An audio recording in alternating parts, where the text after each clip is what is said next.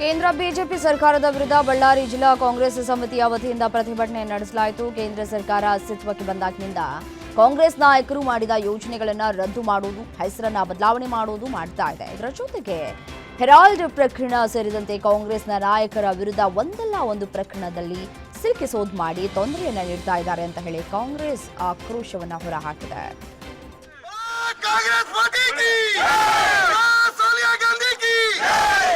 ಈ ದೇಶದಲ್ಲಿ ಜನರನ್ನ ಹಾದಿ ತಪ್ಪಿಸ ಒಂದು ಯೋಜನೆಗಳು ಸಾಕಷ್ಟು ಇದಾವೆ, ಸಾಕಷ್ಟು ಮಾಡ್ತಾ ಇದ್ದಾರೆ. ಕಾಲ ಇವತ್ತು ಬಂದಿದೆ. ಬಿಜೆಪಿ ಮತ್ತು ಎಲ್ಲ ಆಪೋಸಿಷನ್ಸ್ ಇಂಡಿಯಾ ಬ್ಲಾಕ್ನವರು ಒಂದು ಈ ನರೇಗಾ ಸ್ಕೀಮು ಮತ್ತು ವೋಟ್ ಚೋರಿ ಮತ್ತು ಒಂದೇ ಮಾತರಂ ಆಗಲಿ ಮತ್ತು ಈಗ ತಾನೇ ನಾವು ಕೋರ್ಟ್ ನಮಗೆ ಒಂದು ಡಿಸಿಷನ್ ಕೊಟ್ಟಿರ್ತಕ್ಕಂಥ ಹೆರಾಲ್ಡ್ ಕೇಸ್ನಲ್ಲಿ ಕೂಡ ನಮಗೆ ಒಂದು ಗೆಲುವು ಕಾಣ್ತಾ ಇದೆ ಅನ್ನೋದನ್ನ ಹೇಳಲಿಕ್ಕೆ ಇಚ್ಛೆ ಪಡ್ತೀವಿ.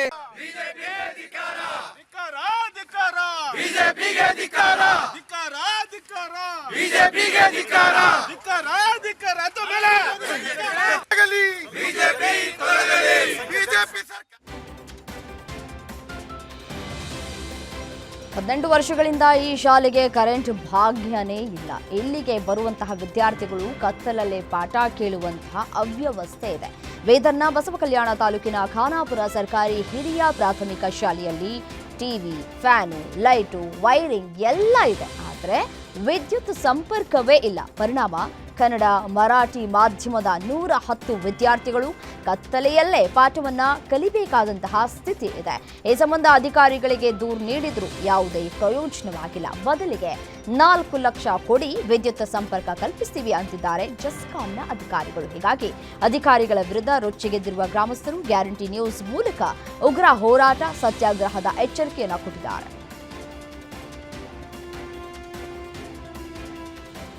ಬೀದರ್ನ ವಸತಿ ಶಾಲೆ ವಿದ್ಯಾರ್ಥಿಗಳಿಗೆ ಸರ್ಕಾರ ಸೌಲಭ್ಯ ಮರೀಚಿಕೆಯಾಗ್ತಾ ಇದ್ದು ಸೌಲಭ್ಯ ಸಿಗದೆ ಸಂಕಷ್ಟವನ್ನು ಎದುರಿಸ್ತಾ ಇದ್ದಾರೆ.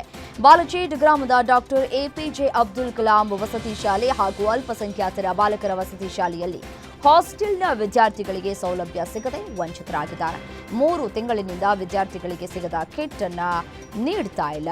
ಪೇಸ್ಟ್, ಸಾಬೂನು, ಕೊಬ್ಬರಿ ಎಣ್ಣೆ ವಿತರಣೆ ಮಾಡದೆ ಸರ್ಕಾರ ನಿರ್ಲಕ್ಷ್ಯವನ್ನ ತೋರ್ತಾ ಇದೆ.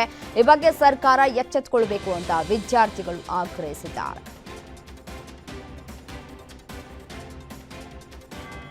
ಬಸ್ ವ್ಯವಸ್ಥೆಯನ್ನು ಕಲ್ಪಿಸುವುದಕ್ಕೆ ಒತ್ತಾಯಿಸಿ ವಿದ್ಯಾರ್ಥಿಗಳು ಎಬಿವಿಪಿ ವತಿಯಿಂದ ಬೀದರ್ನಲ್ಲಿ ಬೃಹತ್ ಪ್ರತಿಭಟನೆಯನ್ನು ನಡೆಸಿದ್ದಾರೆ. ಸಮಯಕ್ಕೆ ಸರಿಯಾಗಿ ಬಸ್ ಬರ್ತಾ ಇಲ್ಲ.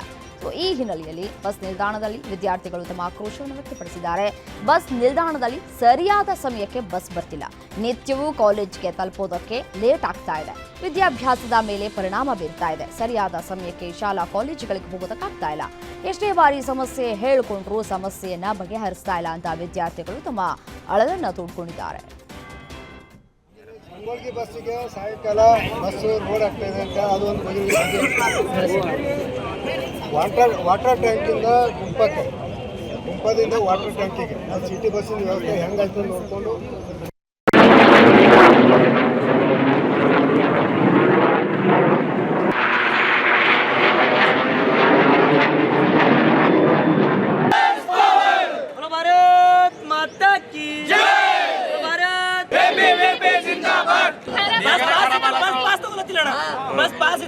ಪಾಸ್ ಇದ್ರು 15,000 ರೂಪಾಯಿ ಕೊಟ್ಟು ಡೈಲಿ ಏನು ಖರ್ಚು ಮಾಡ್ಬೇಕಂತ ಬಸ್ ಪಾಸ್ ಮಾಡ್ಕೊಳ್ತಾರೆ. ಸ್ಟಾಪ್ ಅಂತ ಅದಕ್ಕೆ ಬಿಟ್ಟು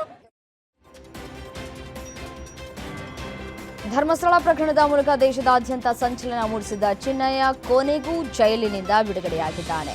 ನ್ಯಾಯಾಲಯದಿಂದ ಜಾಮೀನು ಮಂಜೂರಾಗಿದ್ದರೂ ಅಗತ್ಯ ಷರತ್ತುಗಳು ಪೂರೈಸದ ಕಾರಣ ಚಿನ್ನಯ್ಯ ಜೈಲಿನಲ್ಲೇ ಉಳಿಯುವಂತಾಗಿತ್ತು. ಈ ಹಿನ್ನೆಲೆಯಲ್ಲಿ 4 ತಿಂಗಳಿನಿಂದ ಶಿವಮೊಗ್ಗ ಕೇಂದ್ರ ಕಾರಾಗೃಹದಲ್ಲಿ ಬಂಧಿಯಾಗಿದ್ದ ಚಿನ್ನಯ್ಯ ಇದೀಗ ಬಿಡುಗಡೆಯಾಗಿದ್ದಾನೆ. ಚಿನ್ನಯ್ಯ ಪತ್ನಿ ಮಲ್ಲಿಕಾ ಅವರು ನಿನ್ನೆ 1 ಲಕ್ಷ ರೂಪಾಯಿ ಬಾಂಡ್ ಸಲ್ಲಿಸಿದ್ದು ಜೊತೆಗೆ 2 ಜಾಮೀನುದಾರರು ಹಾಗೂ ಒಬ್ಬ ಶ್ಯೂರಿಟಿಯನ್ನ ಕೋರ್ಟ್ಗೆ ಒದಗಿಸಿದ್ದಾರೆ. ಈ ಹಿನ್ನೆಲೆಯಲ್ಲಿ ನ್ಯಾಯಾಲಯವು ಚಿನ್ನಯ್ಯ ಅವರನ್ನ ಬಿಡುಗಡೆ ಮಾಡುವುದಕ್ಕೆ ಅಂತ ಹೇಳಿ ಏನು ಆದೇಶವನ್ನ ಹೊರಡಿಸಿತ್ತು ಅದರಂತೆ ಇದೀಗ ಬಿಡುಗಡೆ ಭಾಗ್ಯ ಸಿಕ್ಕಿದೆ ಚಿನ್ನಯ್ಯನಿಗೆ. ರಾಜ್ಯದಲ್ಲಿ ಮತ್ತೆ ಕಾಮಾಂಧರು ಅಟ್ಟಹಾಸವನ್ನ ಮೆರೆದಿದ್ದಾರೆ. ಮಾಗಡಿ ಪಟ್ಟಣದಲ್ಲಿ 19 ವರ್ಷದ ವಿದ್ಯಾರ್ಥಿನಿ ಮೇಲೆ ಸಾಮೂಹಿಕ ಅತ್ಯಾಚಾರ ನಡೆದಿದೆ. ವಿದ್ಯಾರ್ಥಿನಿಯನ್ನ ಪರಿಚಯ ಮಾಡಿಕೊಂಡ ವಿಕಾಸ್ ಎಂಬಾತ ಪ್ರೀತಿಯ ನಾಟಕವಾಡಿದ್ದ. ಅದೇ ಪ್ರೀತಿ ನೆಪದಲ್ಲಿ ವಿದ್ಯಾರ್ಥಿನಿ ಜೊತೆ ಲೈಂಗಿಕ ಸಂಪರ್ಕ ಬೆಳೆಸಿ ಬಳಿಕ ಲೈಂಗಿಕ ಕಿರುಕುಳವನ್ನ ಕೊಡೋದಕ್ಕೂ ಕೂಡ ಶುರು ಮಾಡಿದ್ದ. ಇಷ್ಟು ಸಾಲದು ಅಂತ ವಿಡಿಯೋ ಮಾಡಿಕೊಂಡು ಕರೆದಾಗ ಬರಬೇಕು ಅಂತ ಬ್ಲಾಕ್ ಮೇಲ್ ಮಾಡಿದ್ದಾನೆ. ಸ್ನೇಹಿತರಾದ ಪ್ರಶಾಂತ್ ಚೇತನ್ ಜೊತೆ ಸೇರಿ ಗ್ಯಾಂಗ್ ರೇಪ್ ಮಾಡಿ ವಿಡಿಯೋ ಮಾಡ್ಕೊಂಡು ವಿಕೃತಿ ಮೆರೆದಿದ್ರು. ಈ ಒಂದು ವಿಡಿಯೋ ವೈರಲ್ ಆಗ್ತಾ ಇದ್ದಂತೆ ಮಾಗಡಿ ಪೊಲೀಸರು ಎಫ್ಐಆರ್ ದಾಖಲಿಸಿ 3 ಕಾಮಕರನ್ನ ಬಂಧಿಸಿದ್ದಾರೆ.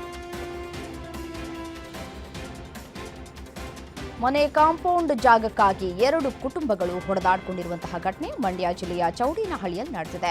ಚಂದ್ರಶೇಖರ ಎಂಬುವವರಿಗೆ ಸೇರಿದ ಕಾಂಪೌಂಡ್ ಬೀಳಿಸಿ ಇದು ನನ್ನ ಜಾಗ ಅಂತ ಶಂಕರ್ ದರ್ಪವನ್ನ ತೋರಿದ್ದಾರೆ. ಇದೇ ವೇಳೆ 2 ಕುಟುಂಬಗಳ ನಡುವೆ ಗಲಾಟೆಯಾಗಿದೆ. ಘಟನೆಗೆ ಸಂಬಂಧಪಟ್ಟಂತೆ ಕಿಕ್ಕೇರಿ ಪೊಲೀಸ್ ಠಾಣೆಯಲ್ಲಿ ಪ್ರಕರಣ ದಾಖಲಾಗಿದೆ. ಯಾಕೆ ಉಂಡಿಸ್ತಾ ಇದೀರಿ ನೀವು? ಉಂಡೆ ಮತ್ತೆ ಈಗ ಯಾಕೆ ಉಣಿಸ್ತಾರ ನೋಡಿ ಮಾತಾಡ್ಬಿಟ್ಟೆ. ಅಲ್ಲ ಫೋನ್ ಮಾಡಿ ಹಂಗೆ ಫೋನ್ ಮಾಡಿ ಬರಲಿ. ಯಾಕೆ ಉಣಿಸ್ತಾ ಇದ್ದೀರಿ?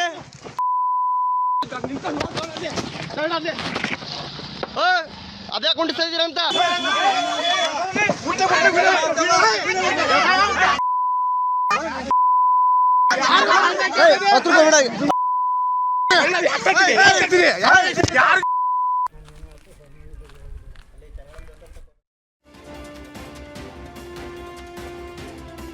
ಹೆದ್ದಾರಿಯಲ್ಲಿ ವೇಗವಾಗಿ ಬರ್ತಾ ಇದ್ದಂತಹ ಕಾರಿಗೆ ಬೈಕ್ ಅಡ್ಡ ಬಂದಿದ್ದು ಕಾರು ಪಲ್ಟಿಯಾಗಿ ಗಿರ್ಗಿಟ್ಲೆ ಹೊಡೆದಿದೆ. ಬೈಕ್ ಸವಾರನನ್ನ ಬಚಾವ್ ಮಾಡೋದಕ್ಕೆ ಹೋಗಿ ಕಾರು ಡಿವೈಡರ್ಗೆ ಡಿಕ್ಕಿ ಹೊಡೆದು ಪಲ್ಟಿಯಾಗಿದೆ. ಅದೃಷ್ಟವಶಾತ್ ಕಾರ್ನಲ್ಲಿ ಇದ್ದಂತಹ 4 ಪ್ರಾಣಾಪಾಯದಿಂದ ಪಾರಾಗಿದ್ದಾರೆ. ಘಟನೆ ಬಸವ ಕಲ್ಯಾಣ ತಾಲೂಕಿನ ರಾಷ್ಟ್ರೀಯ ಹೆದ್ದಾರಿಯಲ್ಲಿ ನಡೆದಿದೆ. ಕಾರು ಪಲ್ಟಿಯಾಗಿರುವ ದೃಶ್ಯ ಸಿಸಿಟಿವಿಯಲ್ಲಿ ಸೆರೆಯಾಗಿದೆ. ಪಲ್ಟಿ ರಭಸಕ್ಕೆ ಕಾರು ಸಂಪೂರ್ಣ ನಜ್ಜುಗುಜ್ಜಾಗಿದ್ದು ಸ್ಥಳಕ್ಕೆ ಬಸವ ಕಲ್ಯಾಣ ಸಂಚಾರಿ ಪೊಲೀಸರು ಭೇಟಿ ನೀಡಿ ಪರಿಶೀಲನೆ ನಡೆಸಿದ್ದಾರೆ. ವೈದ್ಯರ ನಿರ್ಲಕ್ಷ್ಯದಿಂದ 2.5 ತಿಂಗಳ ಹಸುಗೂಸು ಸಾವನ್ನಪ್ಪಿರುವಂತಹ ಆರೋಪ ನೆಲಮಂಗಲದ ಖಾಸಗಿ ಆಸ್ಪತ್ರೆಯಲ್ಲಿ ಕೇಳಿಬಂದಿದೆ. ಜ್ವರ ಹಾಗೂ ವಾಂತಿಯಿಂದ ಬಳಲ್ತಾ ಇದ್ದಂತಹ ಮನ್ವಿತ್ಗೆ ಡಾಕ್ಟರ್ ಚಿಕಿತ್ಸೆಯನ್ನ ನೀಡದೆ ಕೇವಲ 1 ಸಿರಪ್ ಅನ್ನ ಕೊಟ್ಟು ಕಳಿಸಿದ್ದಾರೆ. ಮಗು ಗುಣಮುಖವಾಗದೆ ಮೃತಪಟ್ಟಿದೆ. ಖಾಸಗಿ ಆಸ್ಪತ್ರೆ ವೈದ್ಯರು ಸರಿಯಾಗಿ ಚಿಕಿತ್ಸೆಯನ್ನ ನೀಡಿಲ್ಲ ಅಂತ ಪೋಷಕರು ಆರೋಪಿಸಿದ್ದಾರೆ. ಈ ಘಟನೆಯ ನೆಲಮಂಗಲ ಟೌನ್ ಠಾಣೆಯಲ್ಲಿ ಪ್ರಕರಣ ದಾಖಲಾಗಿದೆ. ಮೃಣಾಲ್ ಸಕ್ಕರೆ ಕಾರ್ಖಾನೆಗೆ ಕಾಂಕ್ರೀಟ್ ಮಷೀನ್ ತರ್ತಾ ಇದ್ದ ಸಂದರ್ಭದಲ್ಲಿ ಯುವಕನಿಗೆ ವಿದ್ಯುತ್ ತಗುಲಿ ಮೃತಪಟ್ಟಿರುವಂತಹ ಘಟನೆ ಧಾರವಾಡ ಜಿಲ್ಲೆ ಒಪ್ಪಿನ ಬೆಟಗೇರಿ ಗ್ರಾಮದಲ್ಲಿ ನಡೆದಿದೆ.